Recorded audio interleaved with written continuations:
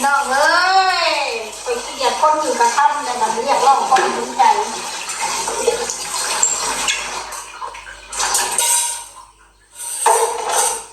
พี่คะพอดีมีคนลาวต่างด้าวค่ะมีผัวมาอยู่ประเทศไทยตั้งแต่อายุ18 ปีมีผัวเป็นคนไทยด่าพ่อด่าแม่คนอื่นก็ด่าลูกด่าแม่ด่าพ่อหนูด้วยค่ะแล้วก็อยู่แบบไม่ได้จดทะเบียนสมรสนะคะอยู่ไม่ได้จดทะเบียนสมรสนะคะดิฉันเป็นดาวต่างดาวค่ะดาวต่างดาวไม่ได้จดทะเบียนสมรสอยู่แบบผิดกฎหมายค่ะพี่น้องมีผัวเป็นคนไทยถือวีซ่าท่องเที่ยวอยู่ประเทศไทยมา18 ปีมีผัวอยู่ประเทศไทยมาตั้งแต่อายุ18 ปีพี่น้องอยู่แบบผิดกฎหมายอยู่วีซ่าท่องเที่ยว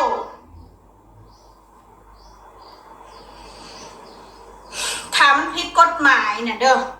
มันสิเข้าประเทศไทยได้บ่อีปึกมึงคือมาปึกใช่ดิบ่ว่าถ้าคนหักแม่หักพ่อเอาได้แม่มึงลองยุดแม่ยุ่งกับครอบครัวกูสปีคนด่าคนนั่งหนามาแบบพวกมึงกูเข้าไปยุ่งอีกก็เป็นน้ำเสื้อกูสิบอกว่าไหนซะเด้อก่อนสิว่าจาเนี่ยนะว่าดีๆเบิ่งดีๆตัวเองเห็ดพฤติกรรมเห็ดชั้นดานมาเขาสำไหนดีพอหรือยังก่อนสิว่าเจอคนอื่นนะ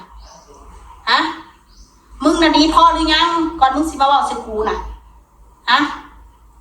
ความดีของมึงน่ะขี่ตีนมายังไม่ได้เครื่องหนึ่งที่บอกว่าไหนซะเวลาคนอื่นด่าลูกด่าพ่อด่าแม่เจ้าเองเครียดบอกคนเด็กร้องเรียนทางหน่วยราชการระดับประเทศโอ้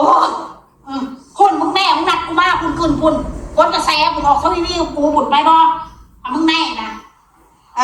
ตรงไหนที่เรากูเอ่ยสื่อแม่มึงน่ะมึงจะมาว่ากูด่าแม่มึงฮะอีสัตว์ก็คุณเบาน้ำซัดพี่น้องเป็นน้ำสีว่าน้ำซัด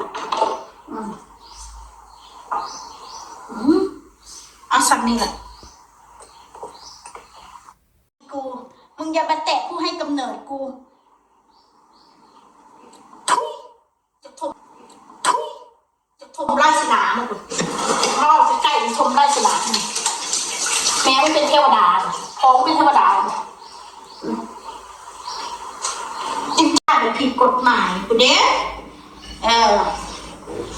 เป็นเรา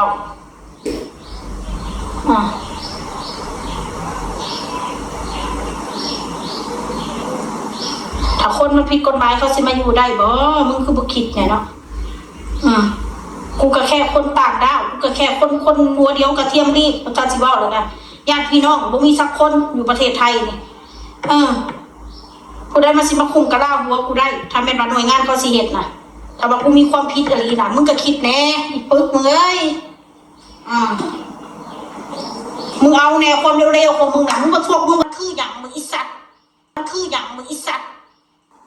ทุยจะทบกูไปนี่แต่พวกมึงจะเสือกมายุ่งเรื่องชีวิตของครอบครัวกูบอกว่ากูสิกินยังบอกว่ากูสิอยู่ยังบอกว่ากูสิไปใส่มาใส่มิแต่ซู้ตัวมาเสือกเรื่องชีวิตกูน่ะ